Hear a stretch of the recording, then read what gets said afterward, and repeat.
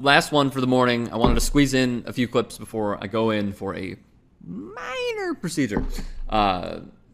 Long story short, we'll talk about it later when I get back. So Kyrie Irving has said many times through the media and, Stephen A, 15-minute rant, it's all bullshit. It's all smoke and mirrors. Don't listen to him.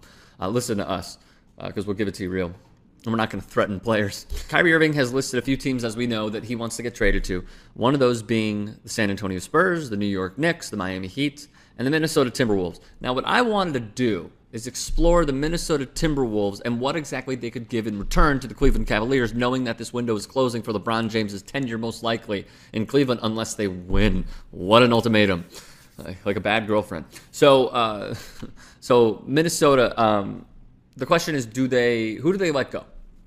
They have a star player and a player on the up who averaged about 23.4, 23.6 points per game, and Andrew Wiggins, who could flat out get buckets. Needs to improve the three, but can flat out get buckets. He has to be in the deal, in my opinion, for Cleveland to trade Kyrie Irving. Because, again, Kyrie Irving, under team control for 2 years, doesn't have a no-trade clause. So, by the way, him saying these teams, it's like, dude, you have no say. Like, we appreciate what you've done. You still don't have a say on where you go because you're under our control and you signed that contract. So, Dan Gilbert said that he's going to be at camp. What I wanted to do is explore the trades that could potentially be. So here's what I came up with. In the Minnesota deal, Andrew Wiggins has to be there. And Karl Anthony Towns is untouchable, so it doesn't matter. Plus, the Cleveland Cavaliers have Tristan Thompson, nowhere near the level of the Cat.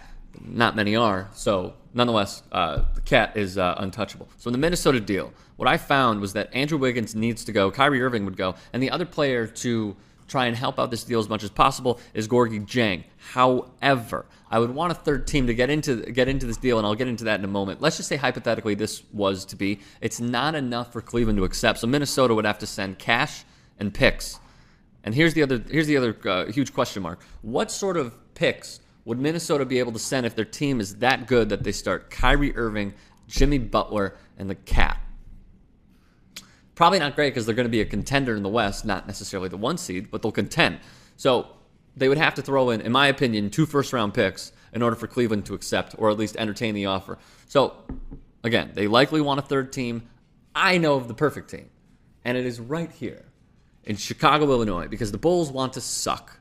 They want to be terrible. They want to be in the lottery. They want to have a top 5 to top 3 pick, more likely the latter. So they don't want anything that will hinder them being bad and sucking. All right, the Cubs logo was try not to suck. Well, they are trying to suck, are the Bulls. So it's very clear that Dwayne Wade opted into his contract because he's getting paid over $23 million. I think it's 23.6, and he hates this team. He hates the front office along with many others, but he loves that they gave him money. So it's a double-edged sword of hate and love. So what I think would be best is getting part of the Banana Boat crew back together in Cleveland.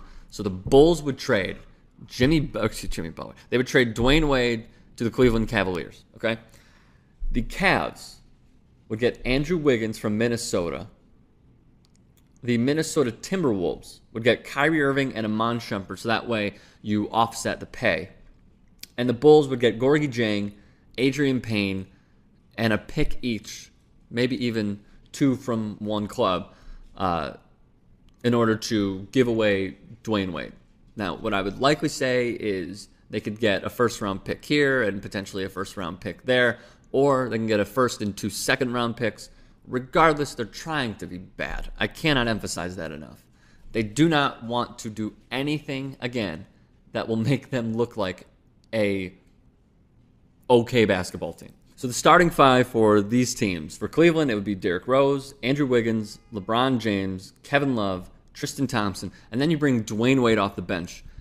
Perfect scenario because they need guys who are not only tall and lengthy, but can guard multiple positions. Andrew Wiggins can do that. Dwayne Wade, you reserve him for off the bench for a second team, and then you could also play him with LeBron here and there. And now you have Wiggins, LeBron, and Dwayne Wade, 3 players that can not only get buckets, but could also play defense. And you lock up, well, not lock up. You try and limit Kevin Durant with LeBron James.